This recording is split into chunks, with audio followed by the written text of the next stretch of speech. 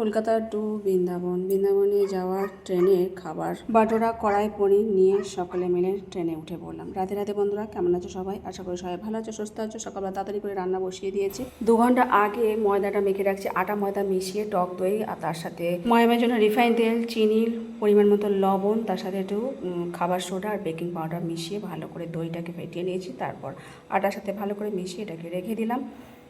এখন পনির বার করে নিয়েছি, দুটো পনির ছিল, সেটাকে পিস পিস করে নিয়েছি। কড়াই পনির বানাবো, তার মধ্যে নুন, হলুদ আর একটু কর্নফ্লাওয়ার গুঁড়ো মিশিয়ে ভালো করে মাখিয়ে নিয়ে সেটাকে অল্প তেলে ভেজে নিয়েছি। ছেঁকে তুলে নেওয়ার পর ওই তেলের মধ্যে ক্যাপসিকাম আর 3টে মতো ছোটো ছোটো টমেটো ছিল দিয়ে আর ভালো করে ভেজে নিলাম। একটু লবণ দিয়ে জিরে তেজপাতা ফোড়ন দিয়েছিলাম, বাদাম, আদা, কাঁচা লঙ্কা সব বেটে মিক্সারে সেটা দিয়ে দিলাম। ভালো করে মশলা ভাজা করে একটু জল ঢেলে দেবো, তারপর পনিরটা দিয়ে দেবো। আর এদিকে আমি বাটোরাগুলো বেলে নিচ্ছি। বাটোরাগুলো বেশ ভালোই হয়েছে, যেহেতু আটা ময়দা মিশিয়ে করছি তার সাথে, আর একটু মেখে রেখে দিয়েছিলাম, তার সুন্দর হয়েছিল। প্রত্যেকটা জিনিস খুব ভালোভাবে ফুলেছে। সম্পাপড়ি শসা দিয়ে ভগবানকে ভোগ নিবেদন করেছিলাম। 8:30টার মধ্যে বেরোতে হবে, খাওয়া দাওয়া দুটো একটু করে নিচ্ছি আর টিফিন বক্সে সব নিয়ে নিয়েছি। কত সুন্দর হয়েছে দেখো, যেমন ফুলেছে পাউরুটির মতো ভেতরে নরম তুলতুলে হয়েছে। তারপর আমরা মাঝেরহাট থেকে এসে ট্রেনে উঠে পড়েছি। এটা কলকাতা স্টেশনে যাচ্ছে, চক্র রেলে করে যাই।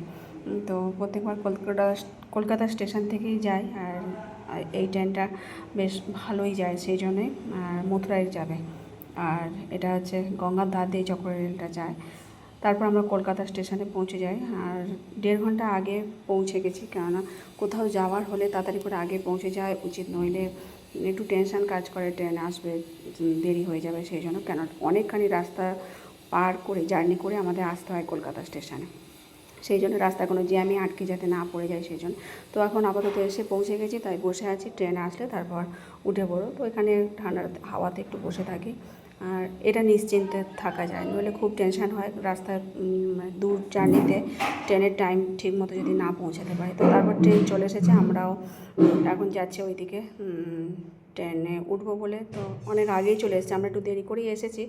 তো যাই হোক, সিট কনফার্ম থাকলে মনে কোনো টেনশান বা দুশ্চিন্তা থাকে না। তো চলো এখন উঠে পড়ি ট্রেনে।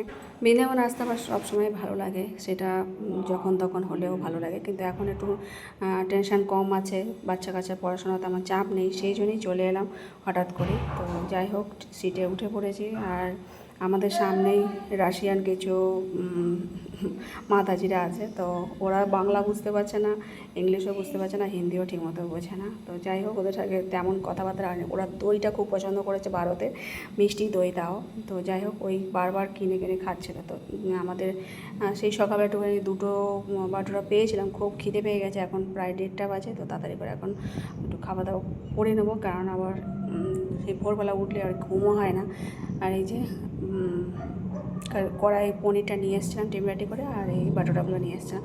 তো এখন 2 পিস করে পাই, তারপরে আর রেখে দিয়েছি, ছেলেমেয়েরা পাবে। তো আমরা মুড়ি, ছোলা এগুলো সব ভিজে ভিজে নিয়ে এসেছি রাত্রিবেলা পাওয়ার জন্য। যাই হোক, খুব টেস্টি প্রসাদ হয়েছিল, ট্রেনে বসে বসে এখন খাচ্ছি। আর কোথাও ঘুরতে গেলে খাওয়া দাওয়াটাই মেন, কোথাও বাইরে খাওয়া তো খেতে পারবো না, আর ঘর থেকে করে নিয়ে গেলে এটা ওটা খাওয়া দাওয়া করতে বেশ ভালোই লাগে। তো 2টো সিট এদিকে পড়েছে আর 2টো সিট অন্যদিকে পড়েছে। গোগো আর প্রভুজি যাবে সেই দিকে, আমি আর জয়িতা থাকবো এখানে। ওদের আপার বাথ আর মিডিল বাথ পড়েছে, তো ওইদিকে গিয়ে ওরা থাকবে পাশের কামরাতে। যাই হোক, ওরা চলে গেছে, আমরাও একটু রেস্ট নিয়েছিলাম। এটা হচ্ছে বিকেলবেলা, তা ওয়েদার একদম সুন্দরই আছে, ঝলমলে আকাশ, কোনো বৃষ্টি নেই। তো দেখা হচ্ছে নেক্সট ব্লগে, আর সকলে ভালো থেকো। হরে কৃষ্ণ।